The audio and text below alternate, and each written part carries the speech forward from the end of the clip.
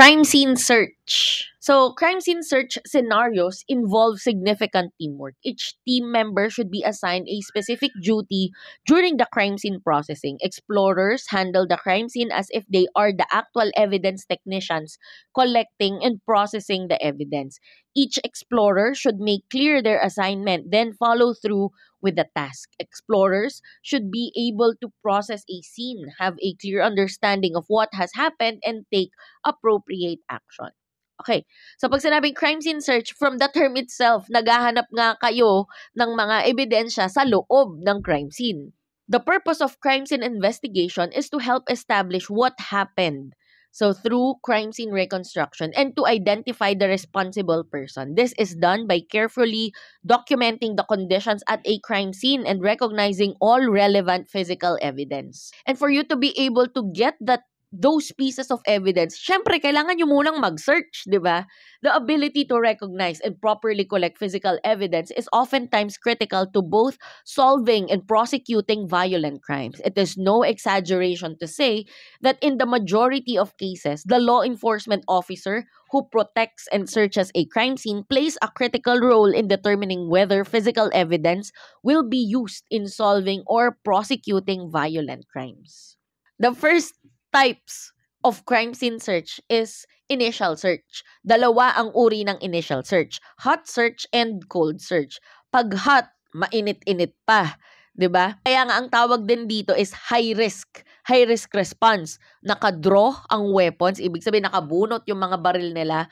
Quick building searches. Mabilis na pagsisearch sa loob ng building.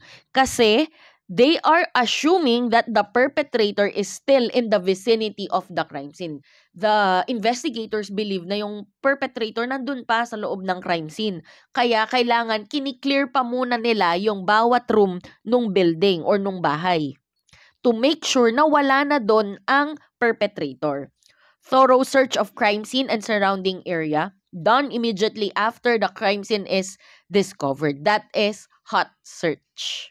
And then, cold search. Malamig na. Kumbaga, parang ulam, 'di ba? Tumagal na nakahanda, na nakahain, kaya lumamig na. Ibig sabihin, matagal na yung crime scene dyan, tsaka pa lang siya na-discover. So, no chance the suspect is still on the scene or in the area.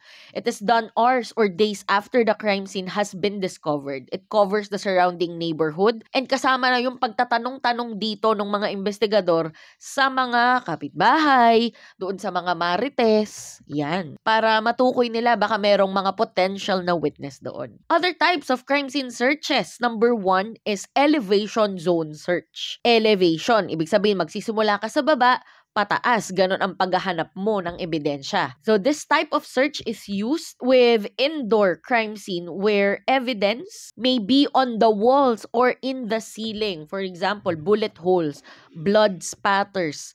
Yan yung mga ebidensyang hahanapin mo sa mga pader, sa ceiling, 'di ba? Kaya again, ang paraan ng paghahanap dito is elevation zone.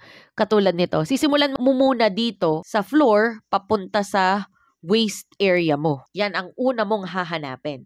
And then, susunod etong waist to chin area. And then, number 3 is yung highest part ng ceiling. And then, number 4 is etong, yan na, ceiling na. Yan ang, again, elevation zone search. Next one is strip search. Commonly used when searching a large area looking for a large object. For example, naghahanap ka ng bangkay.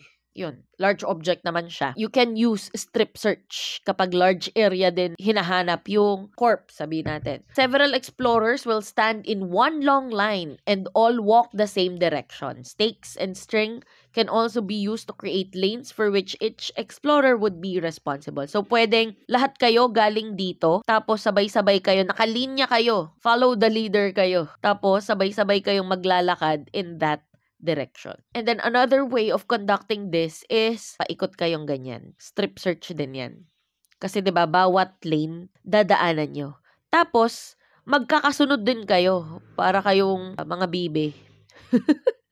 Magkakasunod kayo. Susundan nyo yung leader ninyo.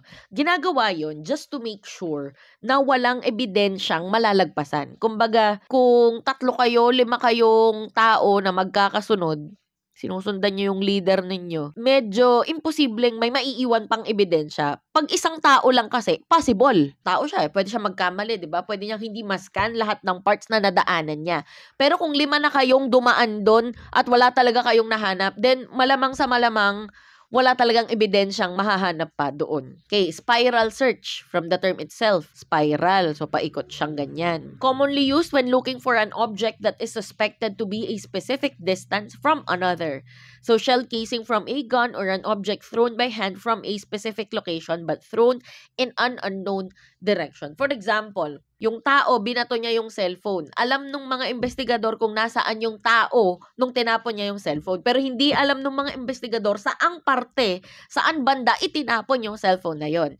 So, kumbaga, kaya ka nagkakandak ng spiral search kasi meron ka ng tansya kung saan mahahanap yung piece of evidence na yon. Another example na binanggit dito is yung basyo.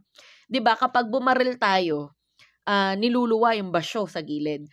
And then, meron ding tansya na lugar na kung saan maglaland yung basyo na yon. So, you conduct spiral search doon sa location kung saan tingin nyo, kung saan yung tansya na matatagpuan yung shell casing na yon. And then we have grid search. This is the most thorough search technique. Similar to a strip search but also done in opposite directions. Kumbaga, strip search din siya pero may mga nagtatagpo. Kasi 'di ba pag strip search 100 lang. Sabay-sabay kayong maglalakad papunta dyan. Pero kapag grid search, meron ding papunta dito. Other side. And then, same din dito. 'Di ba ganyan ang strip search. Paikot siya. And then, sa grid search, yan, babalik siyang paganyan para sure na walang malalagpasang ebidensya.